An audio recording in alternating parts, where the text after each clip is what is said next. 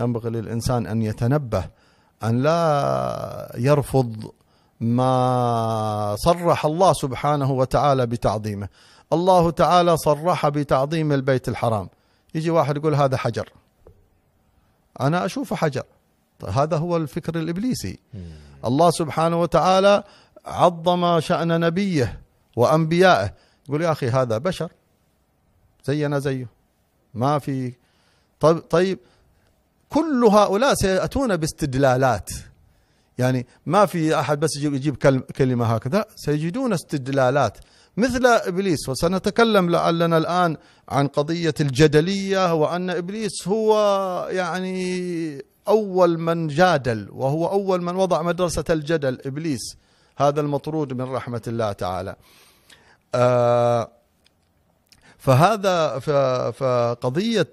قضية الاغترار وقضية عدم القبول لمراد الله سبحانه وتعالى أمر خطير جدا.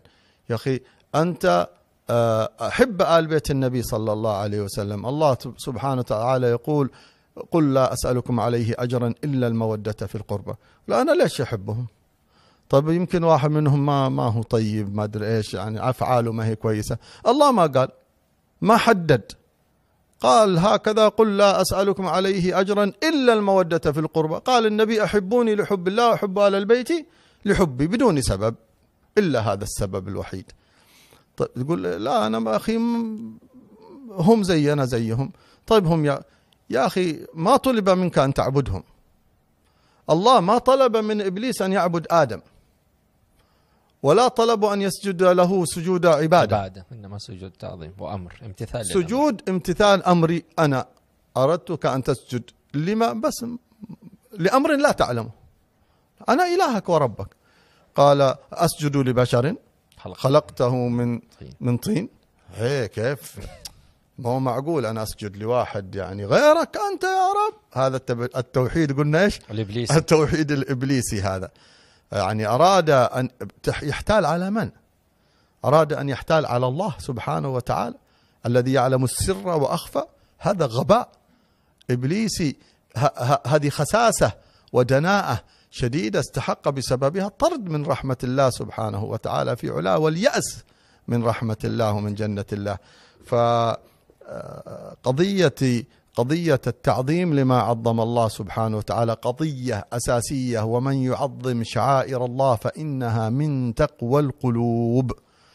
فالذي لا يرضى بتعظيم ما عظم الله ويقلب، ونحن نرى هذه قضية خطيرة اليوم في المجتمعات كلها، أن يحقر ما عظمه الله ويعظم ما حقره الله تعالى.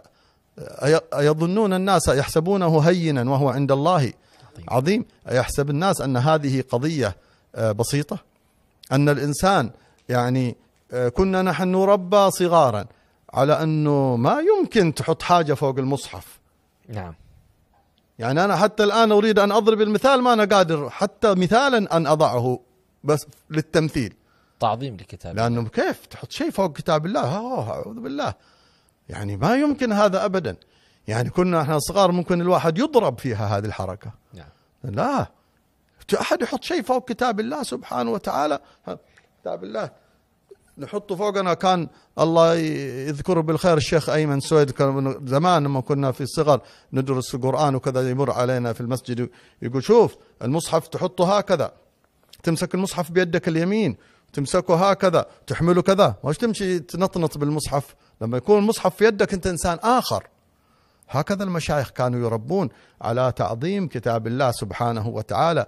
الآن تجلس في الحرم تحصل واحد حاط كرسي وماد رجوله جهة الكعبة المعظمة التي هي قبلة المؤمنين، حاط رجوله، واحد حاط القرآن في الأرض وحاط القرآن، يمسك المصحف. تربية فقدت للتعظيم. يمسك المصحف يحطه في كرسي وراميه فوق الكرسي، ثم يشيل المصحف ويمدد في الكرسي هذا رجوله عشان يريح، بعدين ينزل رجوله يحطه. ايش هذا المشهد؟